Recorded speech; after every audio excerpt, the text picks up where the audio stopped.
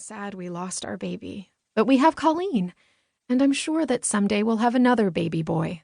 For now, Colleen is a blessing and a wonderful Christmas gift." Eve smiled tenderly.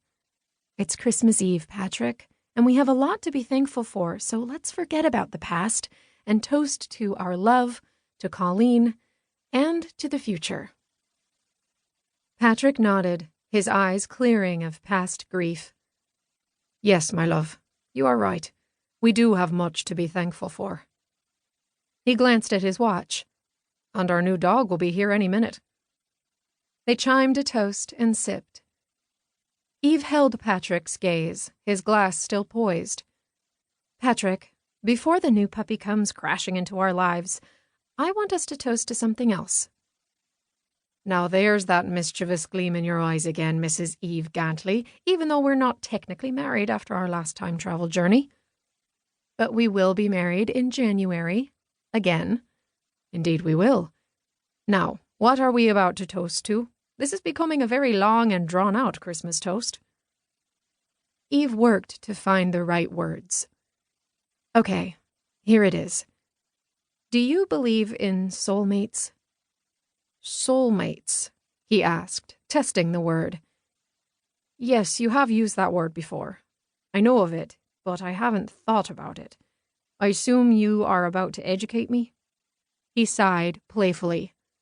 "Thus, the second Christmas toast must wait." "I've done some research," Eve said. "The term soulmate first appeared in the English language in 1822, in a letter written by the English poet Samuel Taylor Coleridge." "I haven't read much poetry, Eve." "It doesn't matter. Anyway, some psychologists believe that it's an unrealistic expectation to think that a soulmate exists specifically for another person." "What are your thoughts?" Patrick asked, shifting his feet. "And can we step away from the fireplace?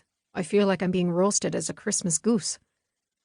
Eve drifted over to check on Colleen, her mind at work. Patrick moved to the couch but didn't sit. He was intrigued by Eve's obvious interest in soulmates. "So continue with your interesting discourse," Patrick said. Eve turned to him. "According to an esoteric religious movement called Theosophy, God created androgynous souls, equally male and female. A little later, there were theories that the souls split into separate genders, perhaps because of karma.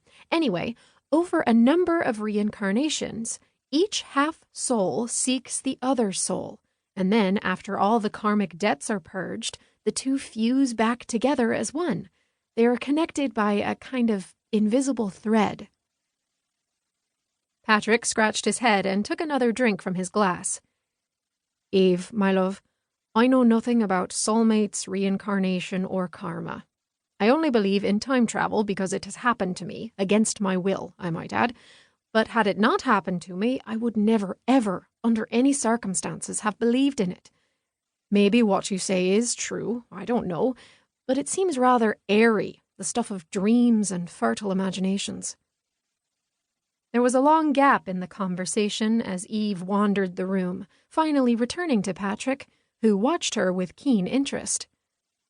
"Patrick, I met you because I time-traveled.